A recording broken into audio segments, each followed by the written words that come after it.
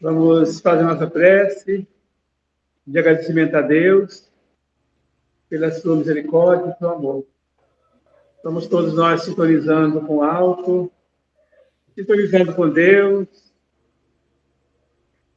o nosso sentimento de gratidão a Deus, a Jesus, aos amigos espirituais que coordenam toda a nossa vida, que nos ampara sempre, nos equilibra.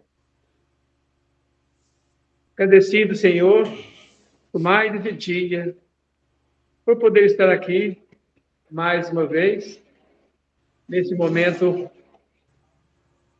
dessa reunião de hoje. Que tenhamos, Senhor, muita paz, muita harmonia, e que sejamos todos abençoados, sejamos todos protegidos com as bênçãos do Cristo, com as bênçãos de Deus, de toda a equipe espiritual do amor. Que a tua luz, Jesus, seja conosco, abençoando cada um de nós, que estamos aqui presencialmente, que estão à distância, e todos aqueles com os quais nós entrarmos em sintonia. Que a sua paz, Jesus, esteja abençoando cada um e nos harmonizando. Graças a Deus. Então, gente, hoje nós vamos falar sobre um tema muito importante. É sobre o ato do desencarne, né? Que uns chamam de morte, outros chamam de desencarnação, mas de forma que todos nós vamos passar por ela, né? Não tem como fugir, né? Alguns pensam, eu vou ficar rico, mas é mais fácil morrer o corpo do que ficar rico, né?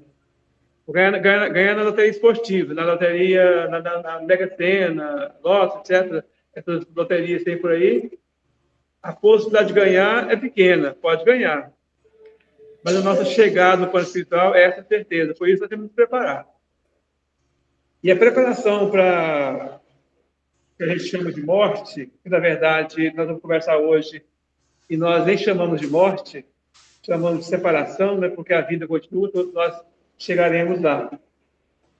É importante pensar nela, não com medo, mas com preparação, porque todos nós vamos chegar. Se o nosso corpo não vai ser eterno, o nosso corpo tem dia. Se nós não partirmos dessa por doença, por acidente, por outra coisa mais, mas quando chegar na velhice, mais na velhice, vai acontecer, porque chega o momento da nossa partida. Então, a primeira pergunta é a seguinte: a morte existe? Aí, a resposta seria assim: a morte do corpo, sim. Né? A morte do corpo, sim. E também tem aquela morte que Jesus chamou de morte do ato da inatividade. Inclusive, quando os apóstolos, quando ele chamou um homem para segui-lo, venha, me siga. Aí o homem falou assim: olha, eu quero te seguir, Senhor, mas primeiro permita que eu vá enterrar meu pai. Aí Jesus falou assim: não, deixa que os mortos enterrem seus mortos. Mas quanto a ti, vá ensinar o reino de Deus. Ele queria dizer o seguinte: a morte não é a morte do corpo, mas aquela morte da inatividade, de não fazer nada, a morte do materialismo, né? De não pensar em Deus, não pensar em Jesus, de não preocupar com o lado espiritual, que seria também chamado de morte. Mas hoje, quando a gente chama de morte, a gente pensa na morte do corpo. Mas tem pessoas que acreditam que não existe mais nada, então, se não existe mais nada, a morte é completa, né? Agora, para a doutrina espírita, a morte, na verdade, não existe, porque a vida continua depois do desencarne. Isso, quando nós estamos aqui hoje, o dia que a gente morrer, o nosso corpo morrer, nós vamos estar vivos no outro plano, mais vivos do que estamos hoje. Por isso, a morte não existe. Porque a gente, quando fala, a gente até chama assim, é interessante, a gente começa a pensar, meu espírito, não. Nós nem podemos falar meu espírito, porque se eu falo meu espírito, eu quero dizer que o eu sou o corpo. O importante é o corpo. E o espírito, eu sou dono do espírito. Mas, na verdade, eu sou o espírito. Ou seja, quem fala, quem pensa, quem ama, quem odeia, quem... É a alma, é o espírito, né? Na verdade, o corpo, quando há o desencarne, o espírito sai do corpo, o corpo já não sente mais nada. Pode fincar uma faca, ele não sente dor.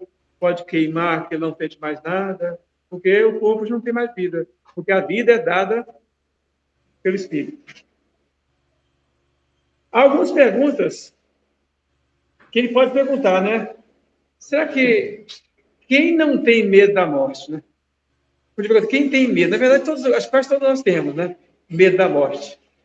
Por que nós temos medo? Talvez seria mais porque todos nós, Deus nos criou com aquele instinto de conservação. E esse instinto de conservação que Deus nos criou faz com que a gente tenha medo desse momento extremo que é o da partida. E a coisa mais bela que tem foi isso, esse instinto de conservação, que é esse medo. Porque se ninguém tivesse medo de morrer, aí tem um precipício aqui de 2.000 metros de fundura aqui. Aí, como eu não tenho medo de nada, eu vou andar ali, pisando na beirinha ali, está rachado, não estou nem preocupado, porque eu não estou com medo da morte. Né? Agora, Deus nos deu esse instinto de conservação. Todo mundo quer viver.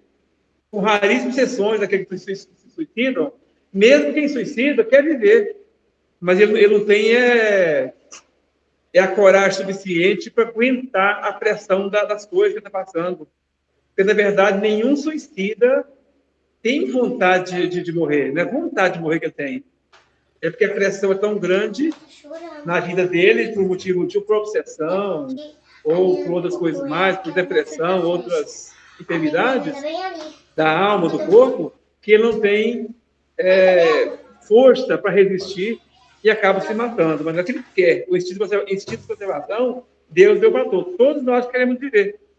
Então, isso é uma forma de ter medo da morte. Mas o que é, né? Essa desencarne? O que é? Como acontece? E depois, né? E depois que a gente desencarna, o que acontece? A gente sempre tem essa dúvida, né? Será que a minha vida vai continuar? Como vai ser? E muitas vezes o medo também é reforçado por isso. Porque a pessoa não tem conhecimento. O que vai ser lá? Será que eu vou para o inferno? Será que eu vou para o purgatório? Será que eu vou queimar? O que vai acontecer comigo, né? Uns pintam o diabo, né, com seus chifres, não sei o que lá, né, tem essas ideias aí, que a pessoa tem medo. Imagina eu vou lá pro local onde está quase fogo quente, uma taxa fervendo, e vem aquele lá e me joga lá. Então, quando a gente pensa nisso, dá medo. Mas a doutrina espírita, ela veio, inclusive, para nos mostrar que não existe isso. Ela veio sanar com inferno e céu. Porque inferno nada mais é do que as nossas dores, nossos sofrimentos. Mas Deus não tem nenhum seus filhos que perder. Se Deus deixasse que um de seus filhos fosse para o inferno, porque as pessoas, só é interessante, que as pessoas falam muito no diabo, né? E coloca ele da mesma equivalência a Deus. Um pouco mais forte, né? Porque Deus tem os seus filhos e Deus não tem poder para livrar os filhos. Então, Deus permite que aquele outro venha e leve seus filhos. Então, esse cara está sendo mais forte que Deus. Essa ideia que esse toma os filhos de Deus, ela coloca Deus um pouquinho abaixo do outro. E, na verdade, Deus é supremo. Porque, imagine bem, vamos pensar em nós materialmente. Nós temos lá 5 filhos. Aí vem alguém que está querendo tomar meus filhos. E consegue. Por que ele conseguiu? Foi mais forte que eu.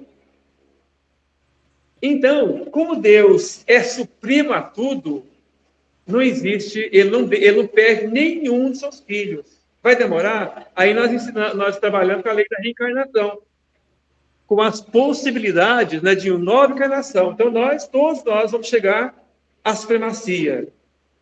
Passamos por milhões de anos, talvez, várias encarnações, várias. Hoje estamos nascidos aqui, daqui uns 50 anos, muitos já desencarnaram e já nasceram de novo, talvez, estão por aqui novamente. E essa continuidade faz com que a gente caminhe para Deus. Para isso, fala do que desencarnar. O que é desencarnar? Qual a diferença? A gente chama de desencarnar com morte. Morte é do corpo, né? Mas como nós não somos corpo, nós somos espírito, então nós estamos na carne. Então esse corpo de carne está aqui e eu, espírito, estou nele. Então daqui dias, anos, sei lá, chega o meu momento. Aí eu, espírito, vou sair da carne. Então desencarnar, porque eu estou encarnado, estou na carne. Aí daqui um tempo chegou o meu final do meu corpo, aí eu, espírito, saio do corpo e há o desencarne.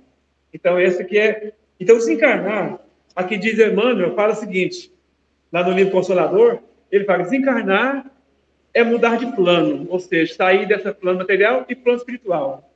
Como alguém que se transferisse de uma cidade para outra, aí no mundo, sem que o fato lhe altere as enfermidades ou as virtudes, com a simples modificação dos aspectos exteriores.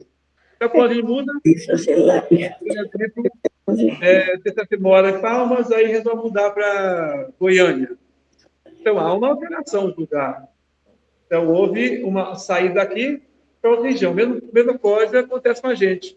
Vai sair desse plano de encarnado para o plano de desencarnados. Também no livro dos Espíritos, questão 149, o Kardec pergunta ao Espírito, aí ele fala o seguinte, que o que se torna a alma no instante da morte? Ele fala, volta a ser espírito.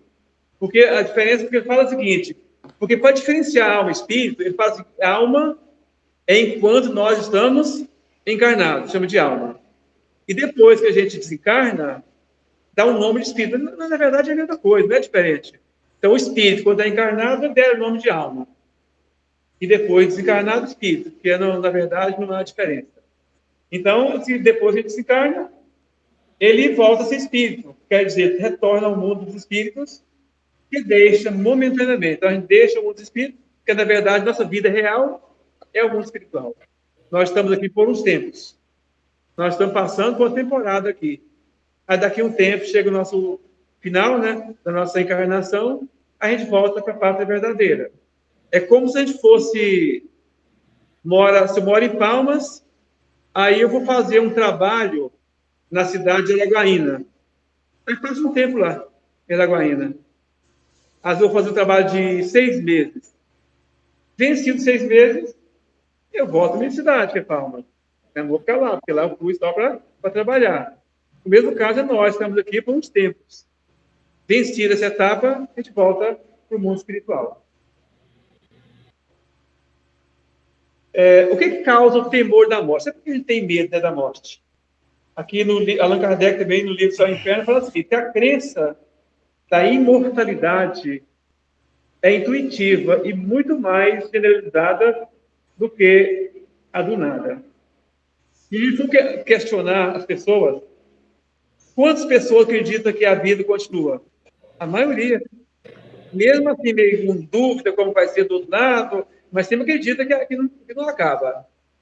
Agora, a crença daquela que morreu acabou, ela é menor. Então, a maioria das pessoas acaba acreditando que há alguma coisa. Há diferença de como será lá. Porque, por exemplo, os evangélicos acreditam que da sobrevivência. Pelo menos um grande número de pessoas que a gente conversa, eles falam para a gente que a vida, quando a gente morre, o corpo, a alma que está junto aqui, vai para a terra e fica lá até o juízo final. Aí depois do juízo final, não sabemos quando, aí sai e vai ter uma vida espiritual. Mas, na verdade, também está acreditando na vivência, porque não sabe quando, né? Nós acreditamos que, à medida que você desencarna, já começou a viver no plano espiritual. A vida continua, não para. Para eles, ela para um tempo, fica no túmulo, e no dia de juízo volta. Também é uma crença. Entretanto, a morte parte dos que nele, a maior parte dos que nele creem, apresenta signos de grande amor as coisas terrenas e temerosas à morte. Então, a maior parte das pessoas que creem no nada tem muita fé nas coisas mais materiais. As pessoas que mais centralistas acreditam na possibilidade da vida. Primeiro, assim, qual que é a causa do temor da morte? O que causa de ter medo da morte? Primeiro, fala que é um instinto de conservação, que eu falei antes, né? Deus nos criou com um instinto de conservação, para proteger a vida. Há outro motivo, falta de compreensão da vida futura. Se eu tenho compreensão, se eu leio bastante espiritualidade e tenho compreensão do que vai ser, reduz o meu medo da morte. Sentimento de separação eterna. Então, aquele pessoal, olha, eu tenho meus amigos, vou morrer e nunca mais vou ver meus filhos, nunca mais vou... Ele entrou? Não. O meu está falando. E tem que contar com as cerimônias, aquelas cerimônias de alimentações, né? Que causam medo, às vezes, da morte. Por que não temer a morte? Qual é o motivo que nós temos para mas por que você justifica que não deve temer a morte? Que não precisamos ter medo da morte? A doutrina espírita, diz Allan Kardec no livro Tal Inferno, a doutrina espírita transforma completamente a perspectiva do futuro. A vida futura deixa de ser uma hipótese para ser realidade.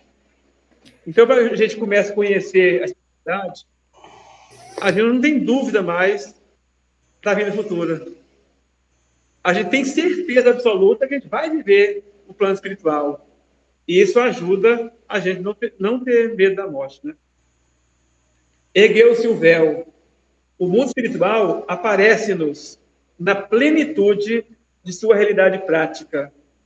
Não foram os homens que o descobriram pelo esforço de uma concepção engenhosa. São os próprios habitantes desse mundo que nos vêm descrever a sua situação. Então, como nós temos centenas e centenas e centenas de obras falando do mundo espiritual, com isso a gente sabe que é bom. Sabe que o mundo espiritual pode ser difícil para quem está praticando mal. Vai ser uma temporada difícil, mas passa, tudo passa, né? Mas para quem está fazendo bem, é a coisa mais maravilhosa. No livro Paulo Estevão, mostra o Paulo, o grande Saulo, né, que era contra os cristãos, e depois ele trabalhou duramente pelo Cristo, e ele foi condenado à morte, foi decepado o pescoço. Então, quando ele estava trabalhando no final da vida dele já, ele estava tão assim, espiritualizado que ele não estava com medo, não. Quando o guarda lá, que ia cortar o pescoço dele, tremeu, ele falou para ele assim, meu irmão, cumpra o seu dever. Porque ele era funcionário, era obrigado a fazer, então cumpra. Tremeu na base, na hora de cortar. Mas, de acordo com a obra, quando cortou o pescoço, o Paulo, já no mundo espiritual, momentaneamente, só deu uma cambaleadazinha assim, já acordou tranquilo e sereno no mundo espiritual. Porque ele trabalhou duramente vários anos divulgando o Evangelho. Chico Xavier também consta que quando ele chegou no plano espiritual, ele chega lá, ele estava, a princípio, o corpo espiritual dele no colo da sua mãe, que já tinha desencarnado também, e consta-se que vieram do plano mais alto ainda, uma luz intensa e 2 braços longos pegaram ele e conduziram para as moradas bem-aventuradas. Porque o trabalho do bem faz com que a pessoa não sinta tanta dificuldade.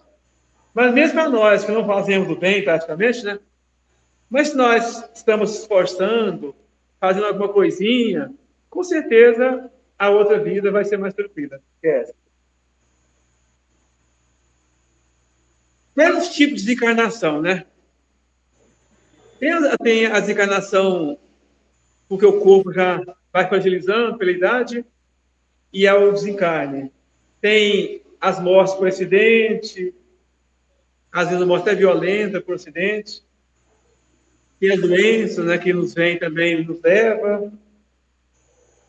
Tem o suicídio e tem o desencarne coletivo, no caso que é desencarne por vulcões, terremotos e enchentes, né? E assim por diante. Mas dentre esses, o mais grave é o suicídio. Porque o suicídio, ele não faz parte de um plano. Porque todos os restos da velhice, do acidente, da enfermidade, os coletivos, tudo está dentro de um plano. Obedece o plano de Deus. O suicídio não.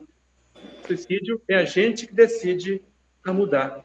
Então Deus não planejou o suicídio para a gente. Aí a gente pega e não tolera o sofrimento da vida e às vezes tira. Por isso que é o maior crime que existe, é o suicídio, muito mais do que o homicídio. Então matar o outro é crime grave, mas matar a si é mais ainda. Aí a gente fala assim, no mundo espiritual. No mundo espiritual nós temos regiões e regiões. Como é o mundo espiritual? As pessoas sempre quando colocam esses filmes, colocam um campo, né? Como as pessoas ficassem andando só num campo. Na verdade, tem cidade também. Então, o mundo espiritual é cheio de cidades. Aí, para quem... Não sei se o David já ouviu, se conhece um pouco o espiritismo, não sei. Mas para quem não conhece, assusta. Mas espera aqui, mas do outro lado tem cidade? Tem. Você sabe por quê que tem cidade? É porque nós temos só dimensões. Nós estamos aqui com esse corpo mais materializado. Mas quando a gente perde desse corpo, nós também somos matéria. Só que a matéria mais leve, não é igual a essa matéria nossa. E nessa região também tem cidade, tem hospitais. O André Luiz, ele no livro Nosso Lar, ele mostra quando ele desencarnou, ele escreveu pela psicografia do Chico, e várias obras. Uma é o Nosso Lar, quando ele mostra quando ele chega lá no Nosso Lar. Ele chega, ele demorou um tempão a chegar, porque foi nas zonas inferiores muito tempo. Aí quando ele chega no plano espiritual, ele sofre, passou por essa região difícil. Mas quando ele é recolhido, ele vai direto para onde? Para a cidade espiritual chamada Nosso Lar.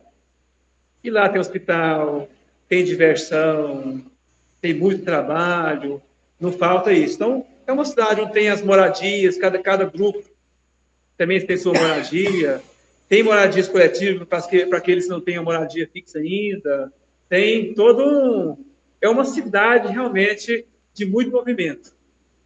Então, o outro plano não é apenas ficar voando por aí assim, não. Aí eles chamam de espírito errante. Aqui a gente fala assim, espírito errante. O que é espírito errante? Não é o que erra, no sentido de cometer falha, não. É o sentido daquele intervalo. Então, os espíritos que chegam no plano espiritual e ainda vai voltar a reencarnar, são espíritos errantes. Ou seja, a maioria, né? Porque os que não vão reencarnar mais são os espíritos puros.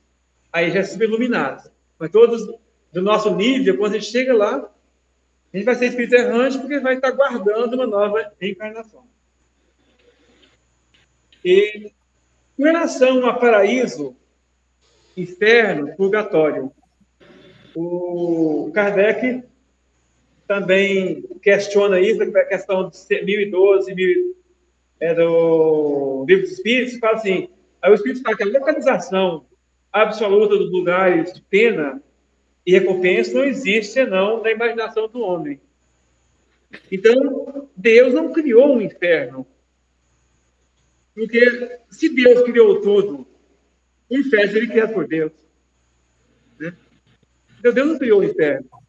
Mas tem regiões trevosas, que por um tempo a gente passa por lá, de acordo com a nossa necessidade. Então, a Igreja Católica usa a figura de purgatório, né? Então, um tempo que as pessoas passam, que parece bastante com o umbral, né? Que o Espiritismo ensina, parece muito a ideia do umbral também. Porque agora... E o paraíso é o quê? Paraíso não tem um lugar de paraíso. Então, na verdade, não tem um lugar. Que esse lugar é o paraíso, aquele lugar é inferno, triste porque Deus, o inferno, o céu, está dentro de nós. Então, não é um lugar que é ruim. Então, observa aqui, se nós reunirmos pessoas de bem numa casa, o ambiente é quase celestial.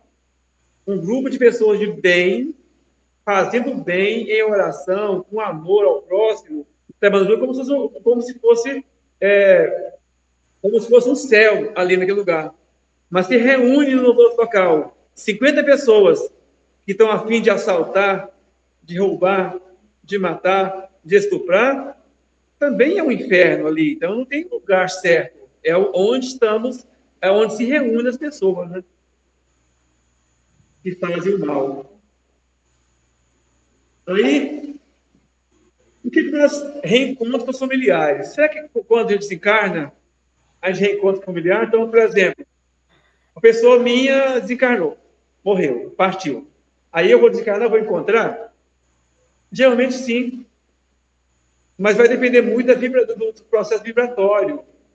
Porque, dependendo da situação que a pessoa esteja, ele não se encontra às vezes.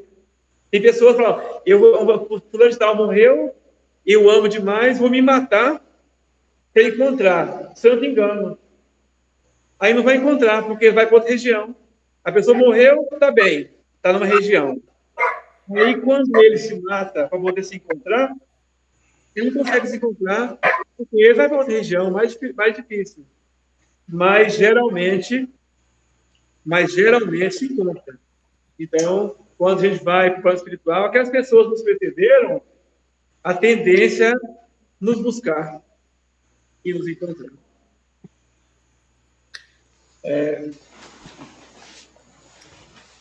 Com relação à prece, né, pelos mortos, né, pelos desencarnados, é importante que se faça? Pensando, né? Tudo é uma questão de lógica para nós. Se nós acreditamos que a vida continua, a lógica e a prece também vai ajudar. E que se nós sabemos que prece é comunhão de pensamento, e que esse pensamento, com o pensamento, nós vamos levar energia positiva para alguém, então, porque esse povo partiu, é muito importante a oração.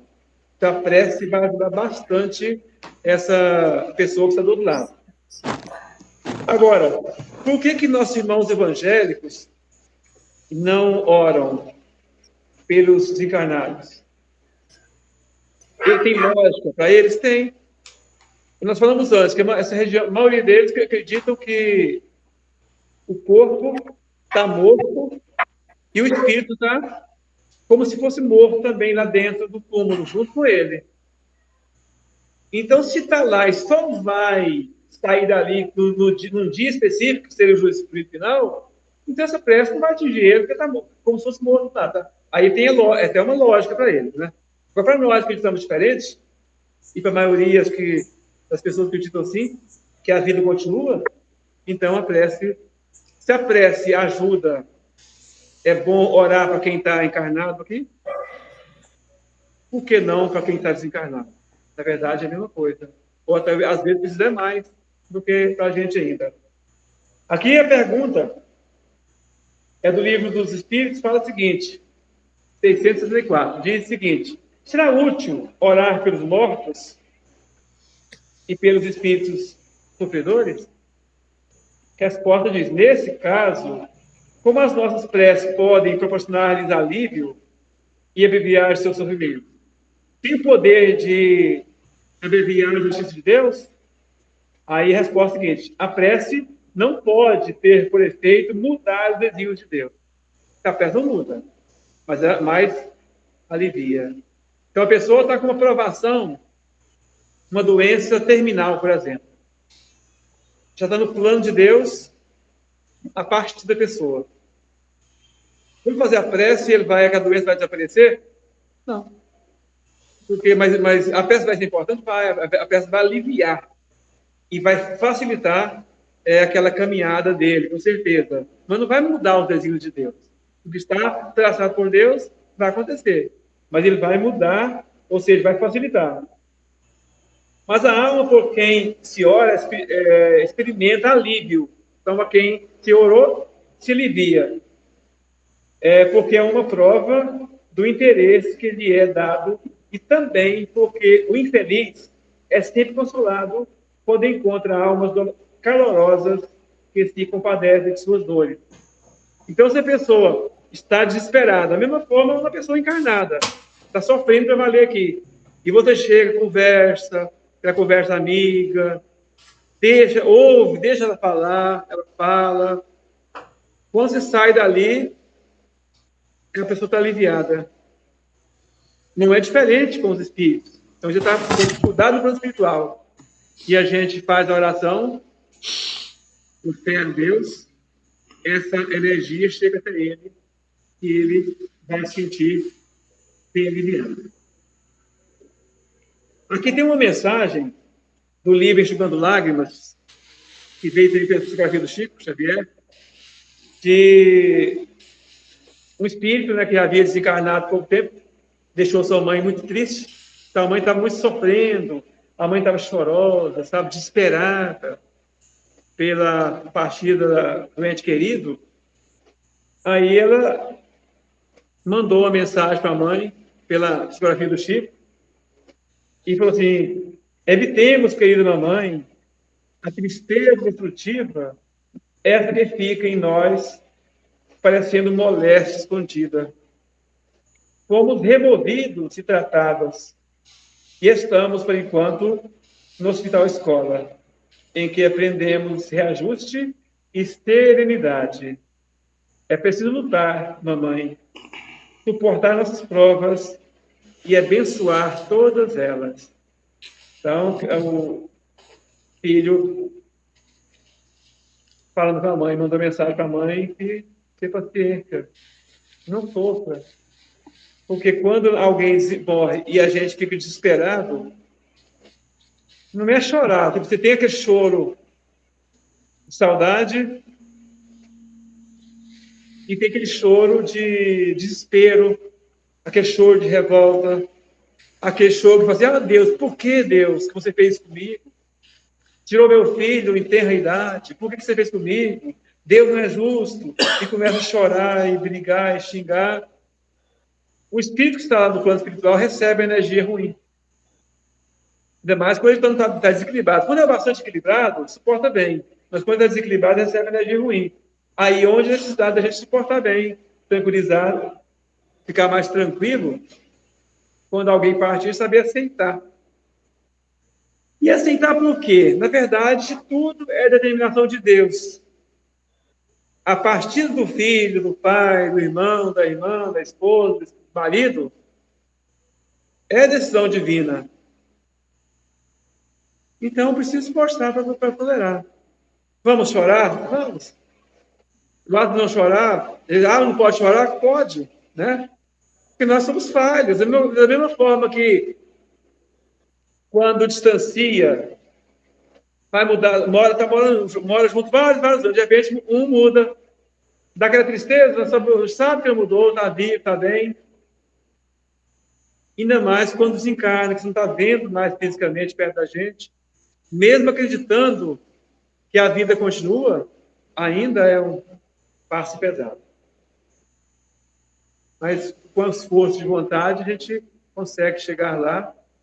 E quando chegar a hora de alguns terem, né, seus entes partindo, a gente tem que se preparar para a gente tolerar mais. Muitos já passaram por isso, outros ainda não, né? Acho que a maioria já passou. Por isso de partir alguém mais de casa, pai, mãe, irmão, né, filho. É uma dor difícil mesmo, mas a gente tem que ter em Deus que a vida continua, e se ela continua, e Deus é Pai, com certeza Deus não desampara. Tudo é filho dele. Ele sempre tem que pegar e colocar Deus. Você que é pai, cuida dele também. Entrega nas mãos de Deus. E Deus fará o que deve ser feito. É isso. Deus nos ampare. E agora vamos partir para o nosso prece, né, de final.